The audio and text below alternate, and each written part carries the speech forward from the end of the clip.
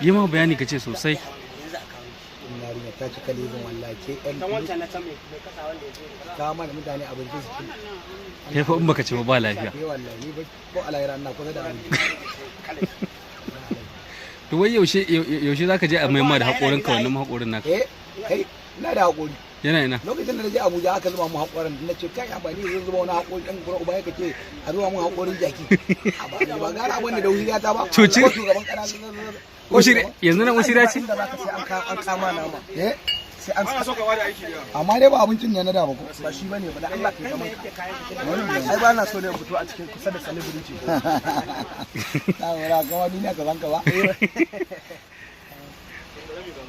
An yi omin kai. Nama amma ba shi da yawa a ciki. A gaskiya ni wannan abincin ba zan iya ci ba. Shawara ke fa ya karo wulakanci wallahi. Kai kanka ya waye ka ce ba ka iya ci wallahi. Da kai ganda ba dan iska ne ni ba da naje Abuja irin wannan abincin na ci.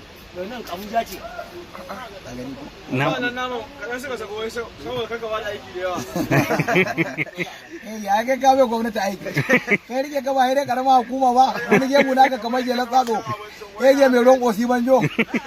Kai ba ka da mutunci. Yo kai na ware kai je mai ruwan kawu Zumaila. Alaga na abincin gargiya. Zai fi wallahi.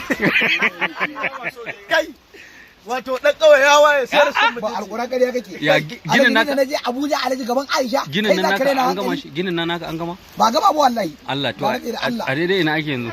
An kai linta. Wato baka isba sai rera ma mutum ka fa shigo gari gaskiya. Allah wannan idan na higa in ya higa Allah tsira. Allah. Alƙur'an. Ido da ido kai da Alhaji gaban ga sojoji ba da bindiga suka ce mahaukaci ka zazzagi ba har nace to ai ni ma zazzaga ta yi. Ina cin kutumar ubana a ƙasar nan. Kuna ji ku taimaka min.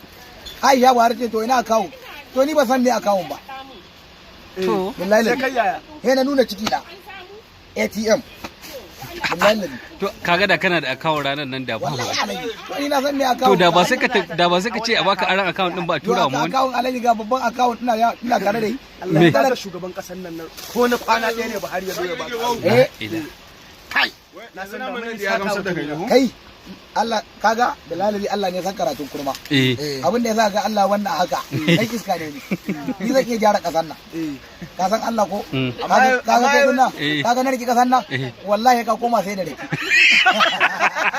wallahi ka koma ni din kuma yau da ke ka koma da ke ba Allah ka ce fa gidan gwamnati za ka kai ni ko ka fasa koma sai da riki a gidan gwamnati ni kuma fa Allah ne ya san karatun kurma ni kuma fa kaga ni dai na kai kai ba a faɗa Allah ya ka koma shushe na Allah illa zai shushe na to wannan fa me gemu ka ne wani miliyan biyu zan ɗebe wallahi alƙur'an za ka ce za ka ta'arsana mana ƙasa ta da ƙasa ba za miliyan Najeriya fa ba miliyan biyu wai ana abace ya sata ni na rantsi da Allah abace ba sata ba ni ne barawo Allah wallahi abace ba sata ba ni ne barawo shi abace to yanzu ni na alƙawarin zan bugo maka fassa ni alƙawarin zan bugo maka fassa ina za ka buga fassar ni kuma na ta buga ma anko Allah wallahi ina za ka je yanzu ka san Allah na riki kasan ne ta yi normal ba ka iya motsi ba ma wai yanzu in kasa ci miliyan biyu in kasa ci miliyan biyu sai barin kasa za ka yi barin kasar za saboda kar wani sauka ikame ni ya ce me ya ce a kame yi Switzerland ya ana zan ebe mu gudu da miliyan biyu na yi sata wallahi barawo ne ni ko bera ba zai ga sata ba